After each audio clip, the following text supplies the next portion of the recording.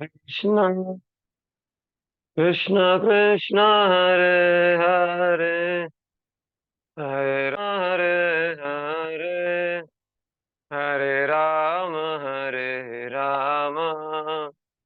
राम राम हरे हरे हरे कृष्ण कृष्ण कृष्ण हरे हरे हरे राम राम राम हरे हरे हरे कृष्ण कृष्ण कृष्ण हरे हरे हरे राम राम राम हरे हरे हरे कृष्ण कृष्ण कृष्ण हरे हरे हरे राम राम राम हरे हरे कृष्ण कृष्ण कृष्ण हरे हरे हरे राम राम राम हरे हरे कृष्ण कृष्ण कृष्ण हरे हरे हरे राम राम राम हरे हरे कृष्ण कृष्ण कृष्ण कृष्ण हरे हरे हरे राम राम राम हरे हरे जय राधा गोपीनाथ राधे जय गौरनिताय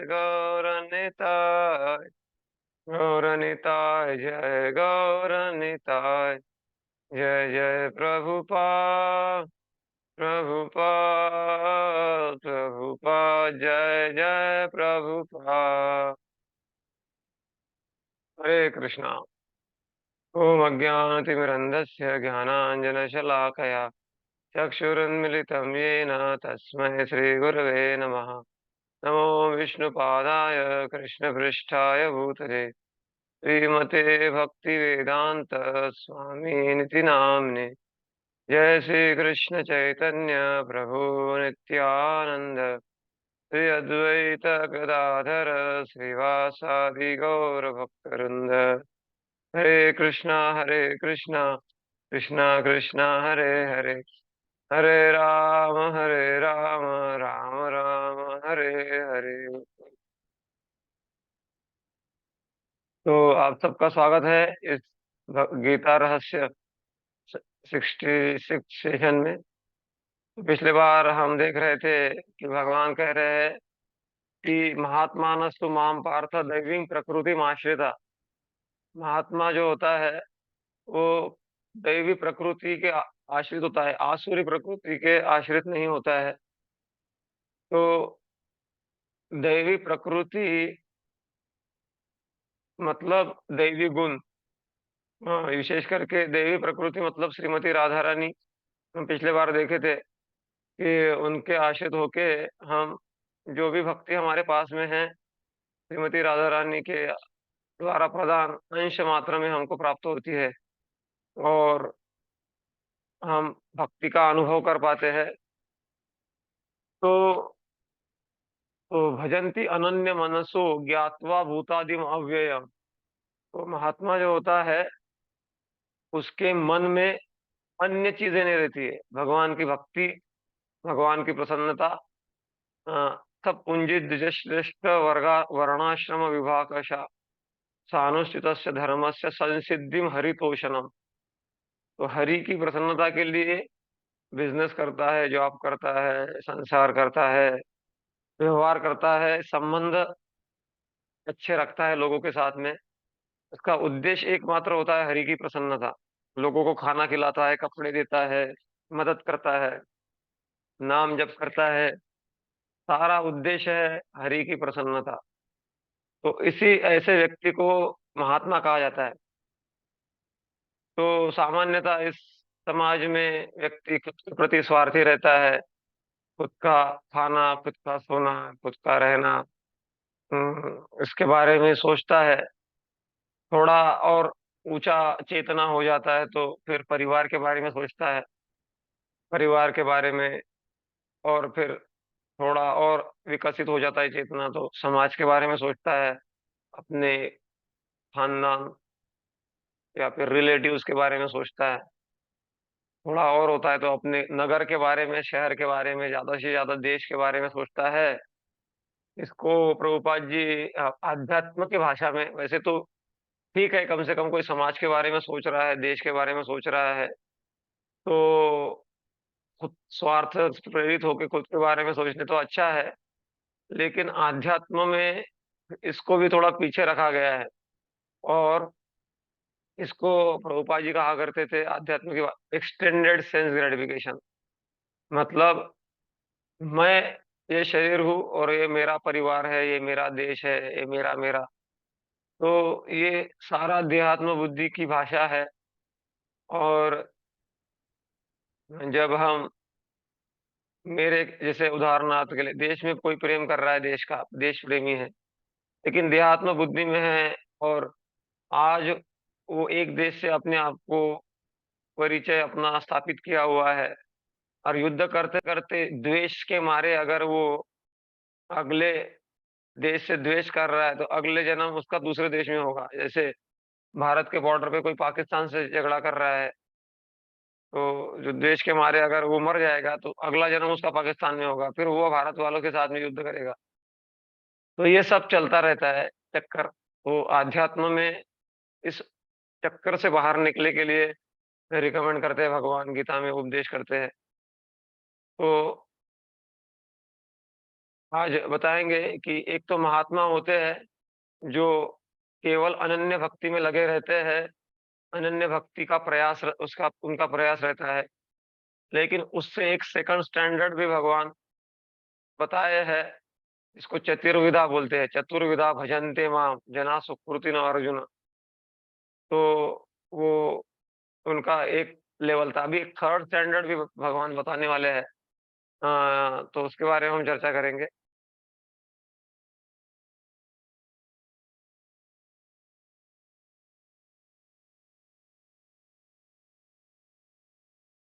ज्ञान यज्ञेन चापन्ने यजन्तो मामुपासते एकत्वेन पृथक्त्वेन बहुधा विश्वतो मुखम। तो ज्ञान का अनुसरण करने वाले कैटेगरी होती है जिनका अपना एक समझ होता है भगवान के बारे में। तो वो भी कुछ हद तक ठीक है, पूरा नहीं है तो कुछ तो फल मिलता है उनको। तो ये जनते माम उपासते, तो वो तीन कैटेगरी क्या है? तो वो एकत्वेन पृथक्त्वेन बहुधा विश्वतो मुखम। एकत्वेन मतलब खुद को ही भगवान मानना, या फिर खुद भगवान का अंश होने के कारण ऐसा सोचना कि मैं भगवान हो जाऊंगा। तो ऐसा सोचना, तो उसको अहंग्रोपासना कहते हैं। एक समुद्र होता है, समुद्र का बूंद होता है, तो समुद्र खारा है तो समुद्र का बूंद भी खारा होता है। वैसे जीवात्मा भगवान का अंश है, ममेव अंश जीवो लोके। इसीलिए उसके अंदर भी जो है भगवान का गुण है। इसलिए आपने कुछ लोगों को देखा होगा, अपने आप खुद ही प्रदक्षिणा करते हैं, अपने आप को ही प्रदक्षिणा करते हो। वो अहंग्रोपासना का भाग है। वो ये सबसे निचले दर्जे का समझ माना गया है। और दूसरा लेवल है पृथक्त्वेन। पृथक्त्वेन मतलब अ, भगवान तो है, लेकिन भगवान ने अपने आप को अनेक रूपों में विस्तारित कर दिया है, अनेक देवताओं में भी अपने आप को विस्तार कर दिया है। ऐसा सोच के जो भगवान की उपासना करते हैं, तो मतलब अनेक देवता भगवान ही है, ऐसा सोच के जो उपासना करता है उसको पृथक्त्वेन कहा जाता है। और तीसरा लेवल है बहुधा विश्वतो मुखम। मतलब ये सारा संसार विश्व रूप, उसकी वो आराधना करता है विश्व रूप के माध्यम से। जैसे विश्व रूप में क्या होता है कि सत्यलोक जो ब्रह्मा जी का लोक है वो विश्वरूप का मुख माना गया है। और बीच वाले लोग जो है उसको भूअर लोक बोला जाता है। वो विश्वरूप का नाभि बीच वाला पोर्शन, और नीचे वाले जो लोक है तल वितल तल तलातल तल वितल पाताल, तो वो भगवान के पैर माने गए। ये धारणा की गई है, ये विश्वरूप कहा जाता है कि ये धारणा वाला शरीर है, वास्तव में ये हमेशा वाला शरीर नहीं है विश्वरूप। ये प्रकट करते हैं भगवान। तो बहुधा विश्वतो मुखम, और फिर भगवान के जो चंद्र और सूर्य है विश्वरूप की आंखें है। और जो पेड़ है वो विश्वरूप के जो शरीर के ऊपर जो बाल है वो पेड़ उनको रिप्रेजेंट करते हैं। विश्वरूप की जो नाभि है वो समुद्र रिप्रेजेंट करते हैं। इतने सारे पर्वत है विश्वरूप का हड्डियां रिप्रेजेंट करते हैं, ऐसा वर्णन आया है भागवतम में। तो ये थोड़ा चिंतनीय विषय है, लेकिन ऐसा है। तो यहाँ पर बताया गया है कि मैं ऑलरेडी यही चर्चा कर लिया। इसको चर्चा करने से आगे जब हम चर्चा करेंगे तो उसमें आपको कंफ्यूजन नहीं होगा। एकत्व ना मतलब खुद को भगवान मान लेना, मानकर खुद की उपासना करना। वो मतलब मूर्ति पूजा नहीं करते हो। पृथक्त्वेन बहुधा विश्वतो मुखम, और पृथक्त्वेन मतलब सारे देवताओं की पूजा, और विश्वतो मुखम मतलब विश्वरूप की उपासना करना। तो ये जो एकत्वेन वाले हैं लोग, वो धीरे धीरे क्या हो जाता है, वो जब अपने आप वो धीरे धीरे अपने आप को भगवान मान बैठते हैं और वो मायावादी बन जाते हैं। तो इसलिए उसको अच्छा नहीं माना गया है भंगुरावाद। तो मैं 3 लेवल की बात बोल रहा था, 3 लेवल जो होते हैं कृष्ण के उपासक। तो सबसे ऊंचा लेवल में है वो महात्मा है, जो भगवान के अंदर मतलब क्या बोलते हैं, मोस्ट कॉन्फिडेंशियल एसोसिएट्स, मतलब अंतरंग लोग होते हैं, भक्त वत्सल जिसके लिए भगवान वत्सल होते हैं। तो महात्मा लोग हैं जो अनन्य भक्ति करते हैं किसी मिलावट वाली। फिर दूसरी कैटेगरी है, वो होते हैं चतुर्विधा भजन्ते माम जना सुकृति न अर्जुन। तो वो है पार्थ अर्थार्थी जिज्ञासु और ज्ञानी। तो 4 लोग हैं वो दूसरे कैटेगरी में आएंगे। और तीसरी कैटेगरी जो आज हम चर्चा कर रहे हैं वो एकत्वेन पृथक्त्वेन बहुधा विश्वतो मुखम। तो ये है ज्ञानी लोग हैं, लेकिन ये ज्ञान भगवान के बारे में प्रॉपर ज्ञान हुआ नहीं उनको लोगों को। कभी अपने आप को भगवान मान लेंगे, कभी सारे देवताओं को भगवान मान लेंगे, या फिर विश्व रूप को ही भगवान मान लेंगे। एक हमारे सीनियर वक्त है, वो कह रहे थे कि आजकल सब विश्व रूप के भक्त बने हुए हैं। और एक सीनियर वक्त सुन रहे थे कि वो कह रहे कि कैसे, तो आजकल लोग सूर्य की फोटो निकालते हैं, चंद्रमा की फोटो निकालते हैं, पहाड़ों की फोटो निकालते हैं, इसके पीछे निसर्ग के पीछे पागल है लोग। तो ये क्या है, ये तो विश्व रूप ही है भगवान का ना। इसलिए सब लोग अभी विश्व रूप के भक्त बने हुए हैं, इसलिए मजाक में बोल रहे थे वो। तो सत्य भी है वो। तो विश्वनाथ चक्रवर्ती ठाकुर कहते हैं कि वही बात में जो कह रहा था कि अनन्य भक्त जो महात्मा जो टॉप मोस्ट है। और फिर ये लोग भी जो है तो यहाँ पर देखिए देवता लोग जो है आशीर्वाद दे रहे हैं चित्र में, अगर आप देख पा रहे हो। और वो देवता लोग कहाँ से ले रहे हैं, देवता लोग भगवान कृष्ण से ले रहे हैं शक्ति। तो ये लेवल इसलिए है कि सब लोग जो है उच्च कोटि की भक्ति कर नहीं पाते हैं। तो भगवान फिर ये लोगों के लिए भी व्यवस्था रखे है, जिसका जो समझ है तो वो लोगों को भी लाभ मिलता है। तो एकत्वेन मतलब अभी यही चीजों को यहाँ पे समझाया जा रहा है कि एकत्वेन का अर्थ। तो इसमें भी भगवान जो है, अगर हम समझे कि ये शरीर नहीं हूँ, भगवान का मैं अंश हूँ, और ऐसा सोच के कोई ये करता है और भगवान के स्वरूप का अनादर नहीं करता है, ऐसे लोग भी मुक्ति को प्राप्त कर लेते हैं बोल रहे हैं।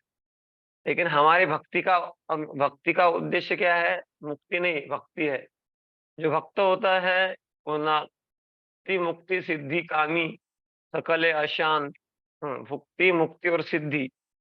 जो कर्मी होते हैं वो भोग चाहते हैं, और ज्ञानी होते हैं मुक्ति चाहते हैं। और सिद्धि, योगी जो होते हैं वो सिद्धि चाहते हैं, लेकिन भक्त, कृष्ण भक्त निष्काम अतएव शांत। कृष्ण भक्त जो होता है वो निष्काम होता है, इसीलिए वो शांत होता है। तो तो ये सारे लोग भगवान की उपासना कर रहे हैं, लेकिन भगवान इसे प्रसन्न नहीं होते। लेकिन फिर भी मुक्त होने के लिए योग योग पृथक्त्वेन बहुधा, ये सारे देवताओं के पिक्चर आप देख पा रहे हैं। सूर्य है, देवी देवता है, तो देवा नारायण अंगजा, पिछले बार हम श्लोक पढ़ रहे थे। तो देवता भगवान के अंग ही है, तो उनकी उपासना करते हैं अलग अलग प्रकार से, तो उस प्रकार उनको फल मिलता है। और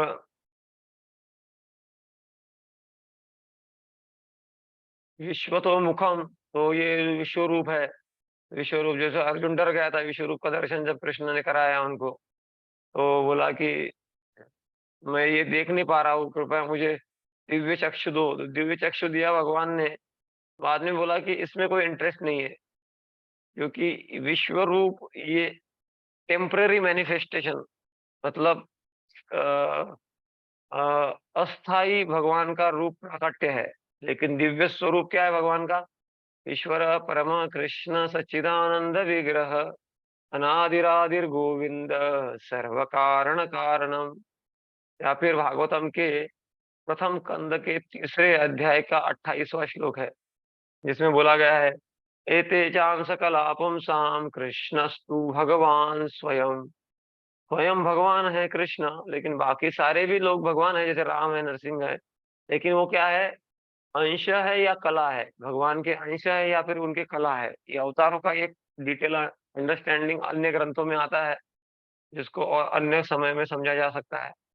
लेकिन सारे कहाँ से आ रहे हैं? कृष्ण से आ रहे हैं। तो, तो माधवाचार्य कहते हैं कि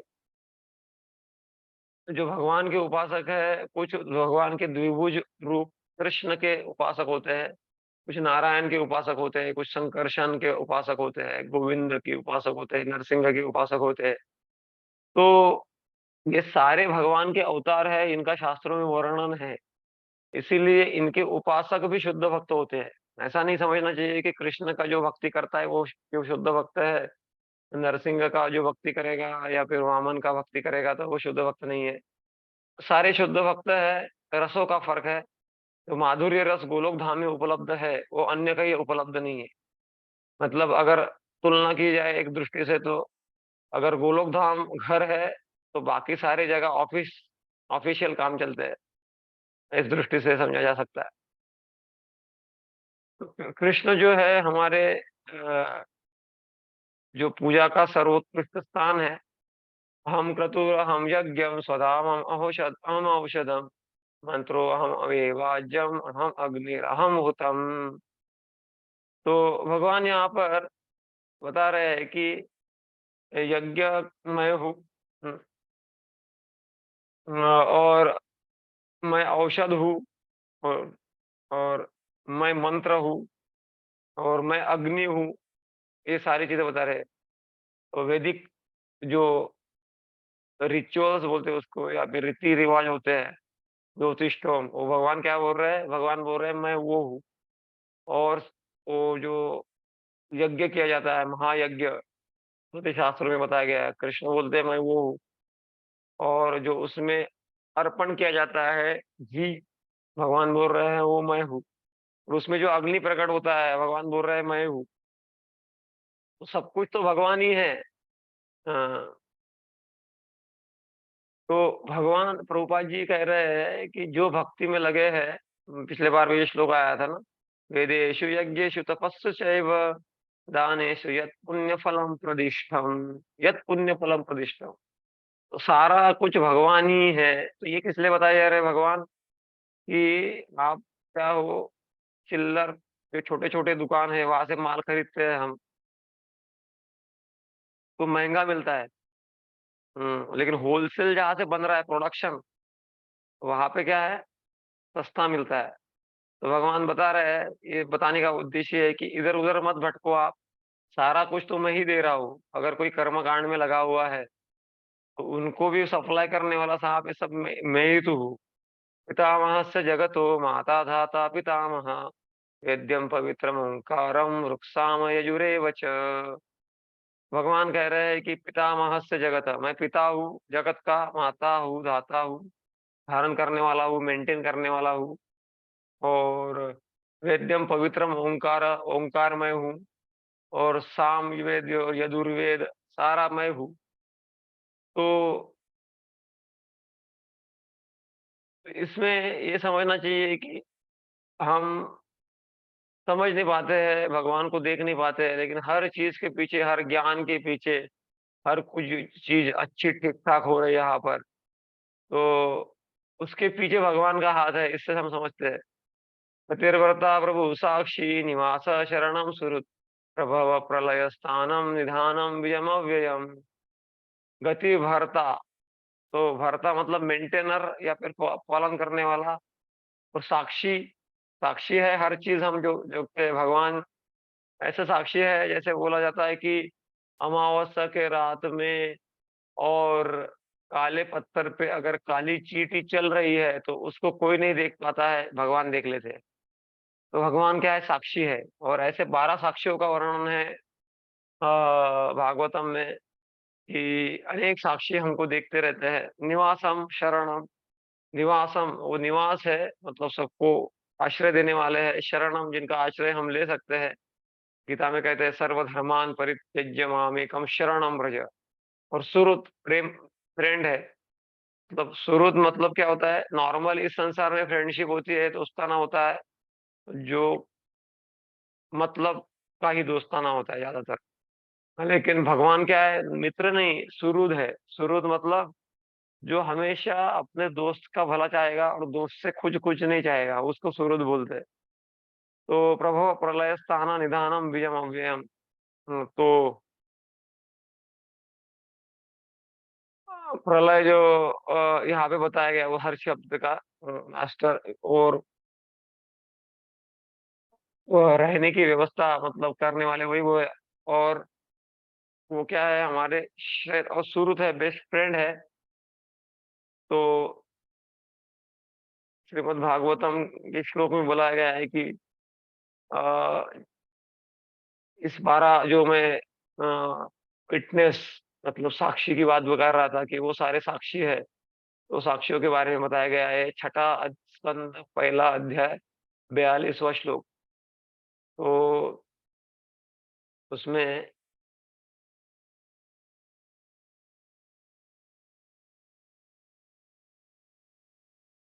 तो अच्छा, अभी हमारा चल रहा है 9वां अध्याय। आप लोगों को शायद पता नहीं है पता होना चाहिए था। रेगुलर जो है उनको पता है। 9वें अध्याय का चल रहा है हमारा श्लोक।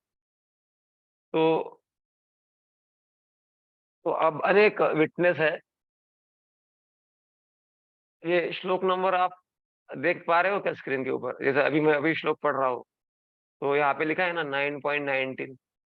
तपाम्य हम अहम वर्ष निगृहाम्य असृजामि च अमृतम चैव मृत्युश्च सदसच्चामः अर्जुन।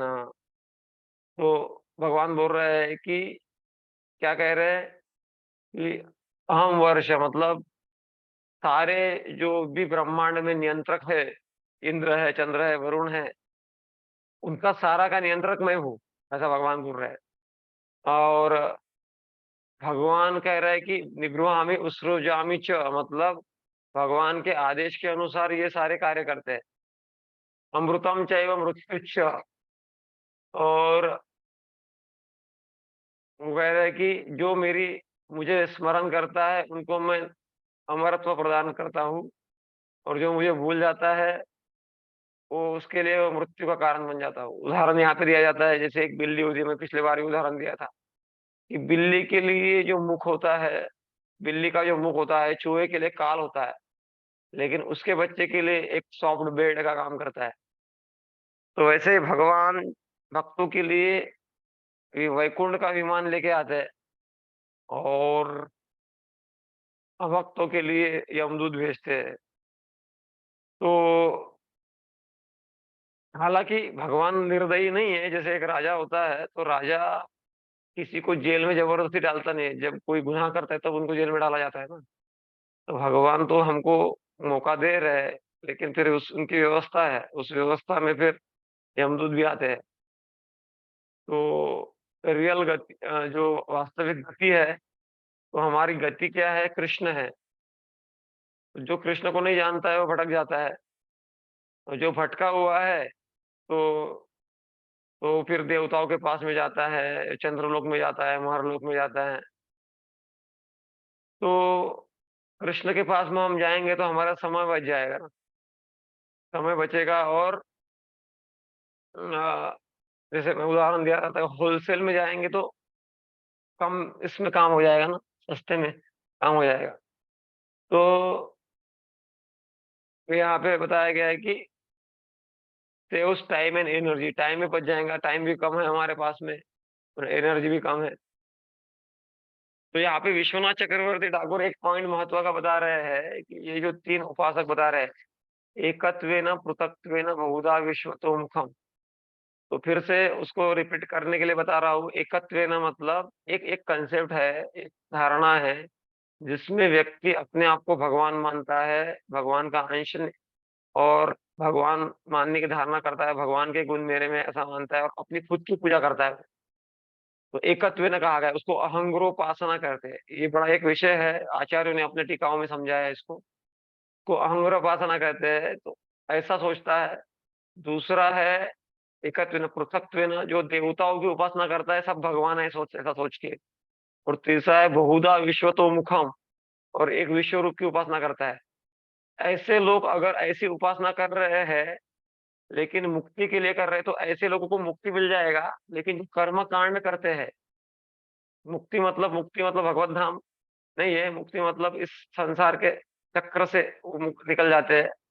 लेकिन वो गोलोक धाम में जाएंगे कि नहीं, ये पक्का बताया नहीं यहाँ पर। लेकिन मुक्त हो सकते हैं वो। लेकिन कर्म कांड जो करते हैं, जैसे यज्ञ करते हैं, ये चाहिए, स्वर्ग में जाना है, ये इंद्रिय भोग भोगना है, तो ऐसे लोग जो है कर्म कांड करते हैं, वो 84 लाख योनि में घूमते रहते हैं। वो ऊपर जाते हैं, कृष्ण पुण्य मर्त लोकम विशंति, ये अभी आएगा इस श्लोक में। त्रैविद्या माम सोम पापूत पापा यज्ञेष्ट्वा स्वर्गतिम प्रार्थयन्ते ते पुण्यमासाद्य सुरेंद्र लोकम अश्नन्ति दिव्यान् दिवि देव भोगान्। तो और आगे है, ते तम भुक्त्वा स्वर्गलोकम विशालम क्षिणे पुण्ये मर्तलोकम विशन्ति एवं त्रयी धर्मम अनुप्रपन्ना गतागतम काम कामा लभन्ते। तो यहाँ पे बताया गया, त्रैविद्या माम सोन पूत पापा यज्ञ दृष्ट्वा स्वर्गतिम प्रार्थयन्ते। तो त्रैविद्या मतलब 3 वेदों का उनको ज्ञान है, और वो ज्ञान है, लेकिन वो क्या करते हैं, देवताओं का उपासना करते हैं। और क्या करते हैं, स्वर्ग में जाते हैं, सोमरस पीते हैं और वहां पे आनंद लेना चाहते हैं। ऐसे जो देवताओं के उपासक है, वो देवताओं के लोक में जाते हैं, और जब उनका पुण्य नष्ट हो जाता है, तो शिने पुण्य, जहाँ पे यहाँ पे लिखा है ना शब्द शिने पुण्य, इस श्लोक में है शिने पुण्य मर्तलोकम विशंति। तो और फिर वो फिर से इस संसार में आ जाते हैं, और फिर से जन्म लेना, मरण लेना, जन्मना मरना, जन्म मरना चलता रहता है। तो यहाँ पे बताया कैसे करते हैं वो। ये यज्ञ करते हैं, किस लिए करते हैं? स्वर्ग में जाने के लिए। और फिर उनको पुण्य पूरा जमा हो जाता है तो वो स्वर्ग में जाते हैं, और फिर स्वर्ग में जाके भोगते हैं, और फिर जब पुण्य नष्ट हो जाता है तो फिर से नीचे आ जाता है। इसीलिए जो स्वर्ग लोक है उनको वो भी भोग योनि कहा गया है, भोग भूमि कहा गया है। और अन्य पशु योनियां हैं उसको भी भोग योनि कहा गया है। नरकों में भी भोग योनि है। कर्म योनि केवल मनुष्य की योनि है। मनुष्य का जो जन्म मिलता है उसमें हम पुण्य और पाप कर सकते हैं। बाकी इसमें उसमें ऊपर जाते हैं स्वर्ग में तो पुण्य घटता है, और नरक में जाते हैं तो जो पाप किया है वो कटता है। लेकिन जो भी प्रारब्ध बनता है, जो भी हमारा इकट्ठा हो रहा है, वो मनुष्य जीवन में इसीलिए तो दुर्लभम मानुषम देह देहिनाम भंगुरे तत्रापि दुर्लभम मन्ये वैकुंठ प्रिय दर्शनम। ऐसा कहा गया है कि दुर्लभम मानुष देह, मनुष्य जो दुर्लभ है, देहिनाम भंगुरे, और ये हमारा शरीर भंगुर शरीर मिला, शरीर है, ये कभी भी नष्ट हो सकता है। तत्रापि दुर्लभम मन्ये, और उससे भी दुर्लभ क्या है, मनुष्य शरीर प्राप्त करके महात्मा की संगति प्राप्त करना, भक्तों का संगति प्राप्त करना, प्रभुपाद जी के संपर्क में आना, प्रभुपाद जी के ग्रंथ पढ़ना, ये उससे भी ज्यादा दुर्लभ है। तो ऐसा बोला गया भागवत में। तो यहाँ पे बता रहे हैं कि त्रिवेदी जो होते हैं, उनको जीवन पता नहीं होता है कि भगवान लक्ष्य क्या है। वेदेश्च सर्वेर अहमेव वेद्यो, वेद पढ़ने का उद्देश्य है भगवान को समझना। लेकिन ऐसे जो लोग हैं त्रिवेदी, जब भगवान का नाम का जप करेंगे और कृष्ण का ज्ञान प्राप्त करेंगे तो फिर वो भक्ति करने के लिए योग्य हो जाएंगे। तो तो वेदों का जो सिर्फ बाहरी बाहरी अध्ययन करते हैं, तो उनको फिर यज्ञ में इंटरेस्ट रह जाता है और स्वर्ग में जाना चाहते हैं वो लोग। लेकिन इस संसार में कहीं पे भी क्यों ना जाओ, आ ब्रह्म स्तंभ पर्यंतम सर्व मायामयम जगत सत्यम सत्यम पुनः सत्यम हरेर्नामेव केवलम। आ ब्रह्म स्तंभ मतलब ब्रह्म लोक से लेकर पाताल लोक तक सारा क्या है, मायामयम जगत। इसीलिए तो भगवान बोले हैं ना गीता में, आ ब्रह्म भुवनान लोका पुनरावर्तिनो अर्जुन, फिर से आना पड़ेगा अर्जुन। तो यही उसका एक ड्रॉबैक है। मतलब आपको किसी कंपनी में बहुत एंजॉय करने के लिए व्यवस्था है, लेकिन आपको खुद का घर बनाने दिया, कंडीशन ये है कि आपको खुद का घर बनाने नहीं दिया जाएगा, ना आपको मतलब परमानेंट सेटल होने का कोई कमीशन नहीं है आपको, मतलब ये कंडीशन, फिर आप कैसे सुखी हो पाओगे। वैसे ही इस संसार में जो भी हम प्राप्त करते हैं, लेकिन परमानेंट सेटलमेंट हम ढूंढ रहे हैं और वो एक ही जगह उपलब्ध है, गोलोक धाम। तो विश्वनाथ चक्रवर्ती ठाकुर कहते हैं, अ, तो इस प्रकार से एकत्वेन पृथक्त्वेन बहुधा विश्वतो मुखम। तो ये चित्र देख के थोड़ा सा समझ लो, आपको आइडिया आ रहा होगा।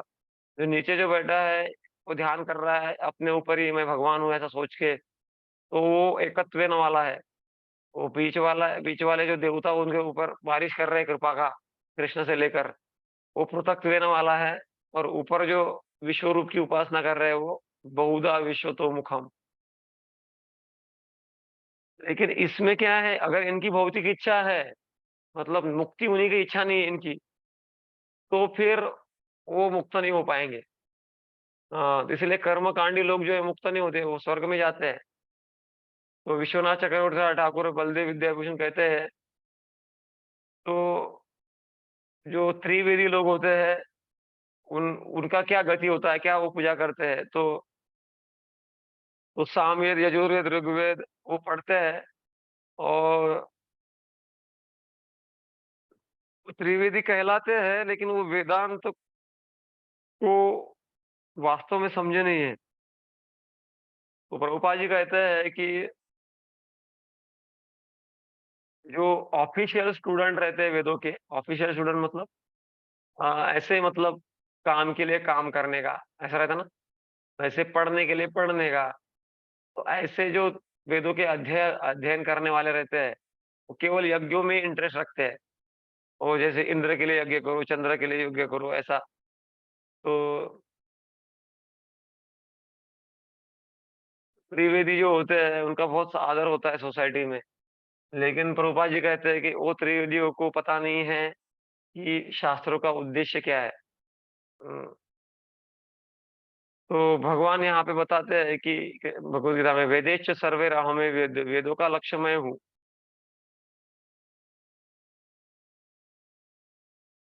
और ऐसे त्रिवेदी लोग जो है स्वर्ग में जाना चाहते हैं। तो प्रभुपाद जी कहते हैं कि स्वर्ग में जाके क्या होता है कि उच्चतम लोकों में व्यक्ति को इंद्रिय भोग हज़ारों गुना ज़्यादा उपलब्ध होता है, लेकिन फिर भी वो नाश होने वाला होता है। तो वो भगवान बलदेव विद्याभूषण कहते हैं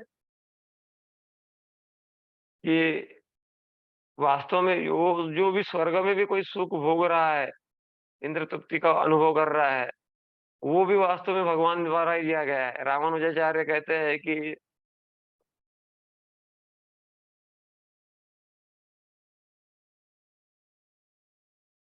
तो ये भी कहते हैं कि जो देवता है वो उनका उनको जो शक्ति दिया है वो भगवान ने ही दिया है, ताकि वो वरदान देते हैं देवता, जिससे व्यक्ति स्वर्ग में जाने के लिए योग्य होता है। तो ये श्लोक महत्वपूर्ण श्लोक है।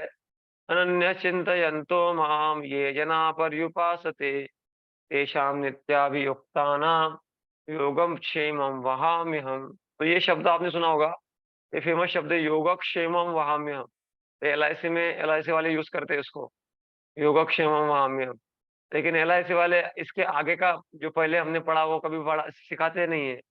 अनन्य चिंतयन्तो माम, अब ये गीता कौन बता रहा है? भगवान कृष्ण बता रहे हैं ना। तो अनन्य चिंतयन्तो माम जो करेगा उसका योगक्षेमम वहाम्यहम् होगा। लेकिन वो बोलते हैं आप महीने के महीने पॉलिसी के पैसे भरते जाओ, योगक्षेमम हम कर देंगे आपका। तो वास्तव में योगक्षेमम भगवान को छोड़कर कोई नहीं कर सकता, इसीलिए हमारा कर्तव्य है अनन्य चिंतयन्तो माम ये जना पर्युपासते तेषां नित्याभियुक्तानां। ऐसे अनन्य चिंतन में जो युक्त लोग हैं भगवान के, हाँ, तो ऐसे व्यक्ति का भगवान क्या करते हैं, जो उनके पास में है उसका रक्षण करते हैं, और जो उस जीवन में कमी का अनुभव कर रहा है वो उसको खत्म करते हैं। विश्वनाथ चक्रवर्ती ठाकुर कहते हैं, तो ऐसा होता है कि जो पुण्यात्मा होते हैं, सुकृति करते हैं, तो उनके पुण्य के कारण उनको इंद्रिय भोग मिलते हैं। लेकिन भक्तों को जो सुख मिलता है, वो वास्तव में भगवान के द्वारा दिया जाता है, उनके पुण्य का फल नहीं होता है। अगर पुण्य का फल होगा तो फिर से जन्म लेना पड़ेगा उनको।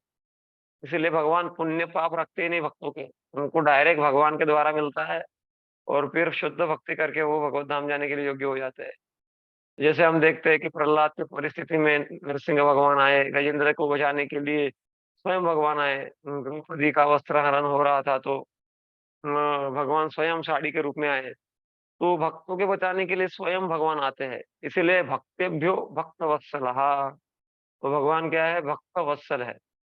तो इसीलिए भक्त का जो साक्षात्कार होता है वो पूर्ण साक्षात्कार है, क्योंकि उसका इच्छा होता है भगवान के साथ में संग करने का, और वो भगवान से एक क्षण के लिए भी विलग नहीं रह सकता है।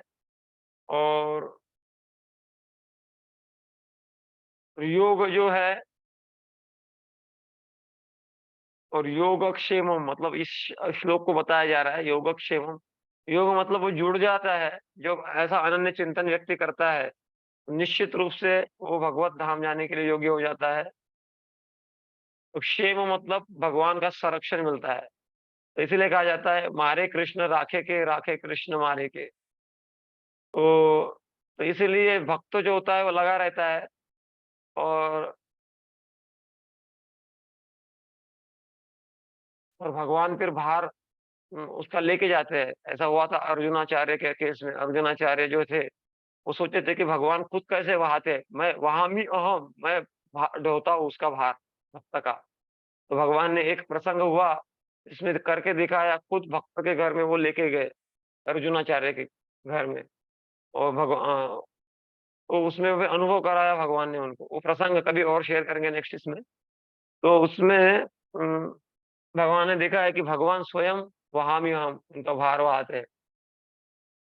ये पे अन्य देवता भक्ता यजन्ते श्रद्धयान्विता तेपि मामेव कौन्तेय यजन्ति अविधि पूर्वकम। तो भगवान क्या कर रहे हैं कि कुछ लोग अन्य देवताओं की भक्ति करते हैं, लेकिन वो अविधि पूर्वक भक्ति है। मतलब कोई टैक्स देना है गवर्नमेंट को, तो टैक्स गवर्नमेंट को नहीं देके किसी आदमी को दे रहा है, उसको थोड़ा सा रिश्वत दे रहा है और कम टैक्स दे रहा है। तो वैसे ही देवताओं की उपासना मतलब अविधि पूर्वक है, डायरेक्ट नहीं हो रहा, इनडायरेक्ट कर रहे हैं लोग। तो अहम हि सर्वयज्ञानां भोक्ता च प्रभुरेव च न तु माम अभिजानन्ति ते नाच्यवन्ति ते। तो इस श्लोक को हम और एक बार अगली बार लेंगे। तो यहाँ रुक जाते हैं हम। हरे कृष्णा कृष्णा कृष्णा हरे हरे, हरे राम राम राम हरे हरे। बहुत बहुत धन्यवाद प्रभु जी, आपका। हाँ।